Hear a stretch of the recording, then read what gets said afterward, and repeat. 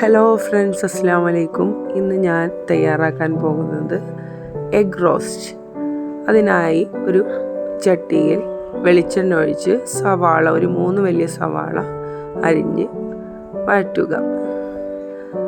Light brown ആകും വരെ വഴറ്റിക്കൊണ്ടിരിക്കുക. എളുപ്പത്തിൽ വഴണ്ട് കിട്ടാൻ വേണ്ടി നമുക്ക് കുറച്ച് ഉപ്പ് ഇട്ട് കൊടുക്കാം. ശേഷം വേപ്പില ഇട്ടിട്ടുണ്ട്. പിന്നെ വെളുത്തുള്ളി ചെറിയ കഷ്ണങ്ങളാക്കി അരിഞ്ഞത് ഇട്ട് കൊടുക്കുക.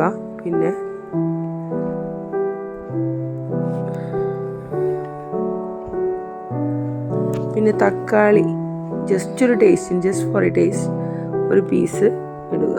ഒരു തക്കാളിയുടെ ഹാഫ് പീസ്, ചെറിയൊരു തക്കാളിയുടെ ഹാഫ് പീസ് മാത്രമാണ് ഇട്ടിട്ടുള്ളത്. പിന്നെ മസാലപ്പൊടികൾ ഇടുക. മല്ലിപ്പൊടി, മുളക് പൊടി, മഞ്ഞൾപ്പൊടി, കുരുമുളക് പൊടി.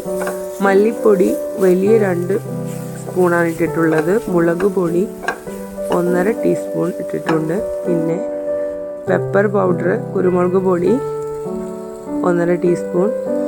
പിന്നെ മഞ്ഞൾപ്പൊടി 1/2 ടീസ്പൂൺ. ശേഷം മല്ലിയില അരിഞ്ഞത് ഇട്ടിട്ടുണ്ട്. പിന്നെ കുറച്ച് ചൂടുവെള്ളം ഒഴിച്ച് ഇവ ഒന്ന് ജസ്റ്റ് കുക്ക് ചെയ്യാൻ വെയിറ്റ് ചെയ്യുക.